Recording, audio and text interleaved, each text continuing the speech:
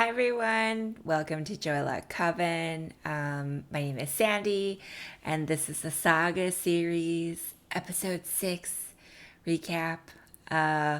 So, at the start of episode 6, if you don't remember, at the end of episode 5, oh wait, again, spoiler alert, I always say it too late. Spoiler alert.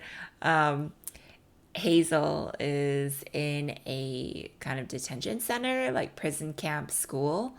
Um, and so the family has had a brief reunion with Alana and Marco, but Hazel is kind of stuck in this detention center. Um, Sophie and Gwendolyn have been able to resuscitate the will, but the will has also found out that his sister, the brand, has died while saving Sophie. So that's at the end of volume 5. So in volume 6, Hazel is in this detention center. There's a teacher that seems to really care about Hazel. And Hazel reveals that she has horns and wings.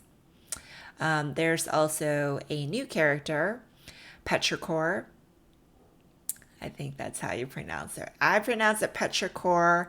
I guess it could be Petrichor or Petrichor or Petrichor. But in my mind, it's Petrichor. Trans woman. She's really tough and really, really beautiful. Everyone is beautiful in this series. Alana and Marco are chasing down Hazel, and Marco's mom also got captured. Marco's mom is such a badass, and you really kind of see her come into her own. And she gets tattoos while she's at this prison slash detention center, and like she kind of develops her own personality, like outside of her marriage with Marco's dad. There are two journalists are back on the case, stalking all of Marco and Alana's old contacts, like messy old contacts, like Ginny, that teacher that tried to hook up with Marco, and Alana's friend turned stepmom who got married to Alana's dad. These journalists are thorough, okay? They've gone through every single piece of evidence and every single contact that they could reach out to. The Will, the assassin, runs into the two journalists and basically makes them work for him now, okay? And so Hazel's teacher tries to smuggle Hazel out of the prison. Marco finally gets into the prison holding Hazel and his mom. And Marco's mom decides to ultimately stay in the prison. And so guess who takes her place? Petrichor. Hazel and Petrichor are able to get back on the tree ship. And oh yeah, Alana is pregnant. All of that happens in volume 6.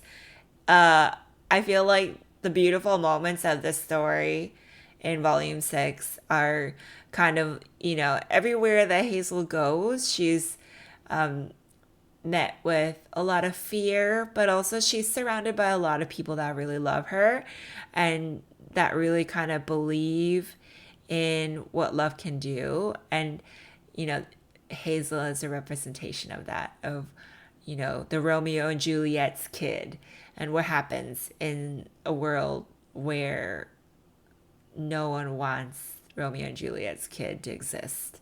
How scary that is. And yet she is constantly having encounters with people that really care about her and support her and want her to live and want her to succeed and, help in taking care of her, even when her parents are not there.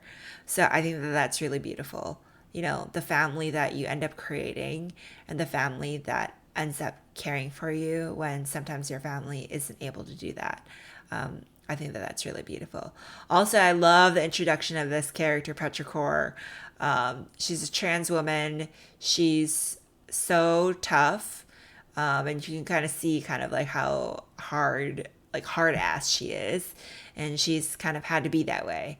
And you can kind of see that in the introduction and just like the interactions that she has with everyone. And also Marco's mom.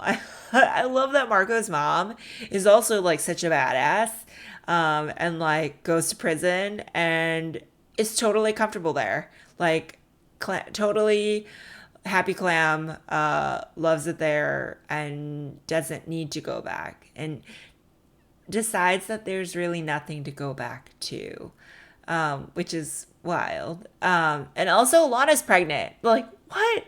Like, after all that Alana and Marco have been through, and it's like, to see, their family growing, like, that's so beautiful and, like, gives more hope, right? Because, yes, Hazel is a representation of their love, but it's kind of only, like, one example. So then it's like this new hope that's like coming into the world that will join Hazel and like be able to like support her too. So she's not the only one. Like, that's so beautiful. I'm really looking forward to seeing how their family grows. And so it is, again, like bittersweet in that, yeah, Marco's mom had to stay behind, but this family is continuing to grow with new people, that are blood and not blood. So I think that that was really beautiful, part of the story. So yeah, that's volume six. Um, I don't even know what to say. When I found out that Lana was pregnant, I was like, what? That's so beautiful too. Especially her and Marco have been through so much. So it's kind of a bit of a restart, and a chapter to like their commitment of love to one another.